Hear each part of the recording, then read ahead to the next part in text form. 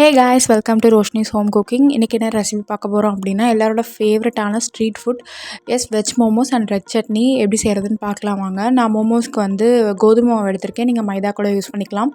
மைதா மாவு 1 cup and salt, oil சேர்த்து நல்லா பூரி மாவு பதத்துக்கு பிசைஞ்சுக்கோங்க. கொஞ்சம் டைட்டாக பிசையணும், லூஸாக பிசையக்கூடாது. டைட்டாக பிசையும் போது தான் நமக்கு மோமோஸோட ஷீட் விரிக்கவும் ஈஸியாக இருக்கும். அண்ட் உள்ள ஸ்டஃபிங் வச்சோம் அப்படின்னா உடையாமல் வரும்.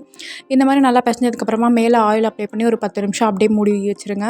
நல்லா ரெஸ்ட்டில் இருக்கட்டும். மோமோஸோட ஸ்டஃபிங் செய்யறதுக்கு வெங்காயம், பூண்டு, கேரட், முட்டைக்கோசு பொடியாக நறுக்கி வச்சுருக்கேன். 1 கப் வேக வச்ச பச்சை பட்டாணி எடுத்திருக்கேன்.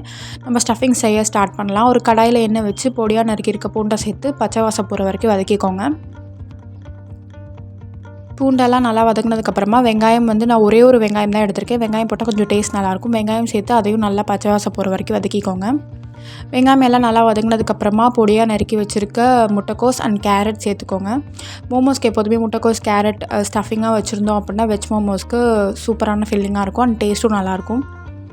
அதையும் சேர்த்து நல்லா வதக்கினதுக்கப்புறமா தேவையான அளவு உப்பு அண்ட் கொஞ்சமாக பெப்பர் பவுடர் சேர்த்து மிக்ஸ் பண்ணிக்கோங்க. நீங்கள் ஒயிட் பெப்பர் பவுடர் கூட யூஸ் பண்ணிக்கலாம். எல்லாம் சேர்த்து நல்லா வதங்கினதுக்கப்புறமா நம்ம வேக வச்சுருக்க பட்டாணி சேர்த்துக்கலாம். பட்டாணிக்கு பதிலாக பன்னீர் கூட சேர்த்துக்கலாம். நான் பட்டாணி சேர்த்து நல்லா மிக்ஸ் பண்ணி விட்டதுக்கப்புறமா ஒரு மேஷர் வச்சு நல்லா மசிச்சுக்கோங்க. ஏன்னா பட்டாணி கொஞ்சம் பெருசாக இருக்கும் போது ஸ்டஃபிங் உள்ளே வச்சோம் அப்படின்னா மடிக்க கஷ்டமாக இருக்கும்.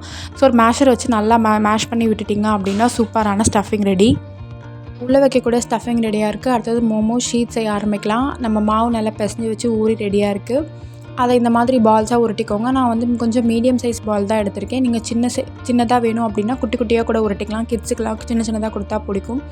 ஸோ வந்து நான் மீடியம் சைஸில் வந்து எல்லாத்தையும் உருட்டி எடுத்துக்கிறேன். இந்த மோமோஸோட ஷேப் பொறுத்த வரைக்கும் நம்ம இஷ்டம் தான். நமக்கு எந்த ஷேப் பிடிச்சிருக்கோ அது மாதிரி செஞ்சுக்கலாம்.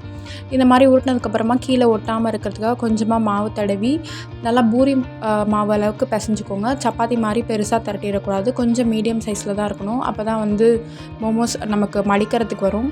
நான் வீடியோவில் காட்டுற மாதிரி இந்த மாதிரி தேய்ச்சிக்கோங்க.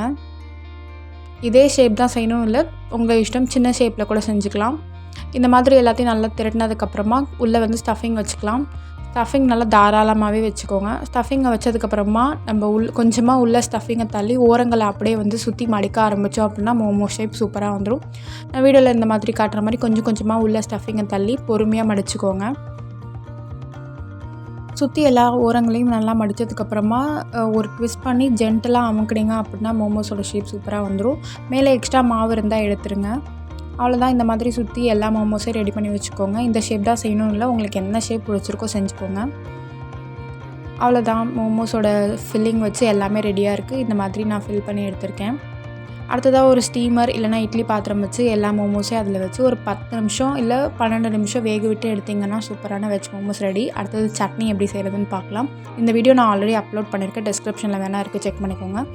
4 வரமிளகா அண்ட் 10 பல் பூண்டு அண்ட் 3 தக்காளி, நல்லா பழுத்த தக்காளி எடுத்துக்கோங்க. அண்ட் தேவையான அளவு உப்பு சேர்த்து தண்ணி எதுவும் சேர்க்காமல் நல்லா ஃபைன் பேஸ்ட்டாக அரைச்சி எடுத்துக்கோங்க. அடுத்ததாக ஒரு பேன் வச்சு கொஞ்சமாக எண்ணெய் நம்ம அரைச்சி வச்சுருக்க பேஸ்ட்டு சேர்த்து மிக்ஸ் பண்ணிக்கோங்க.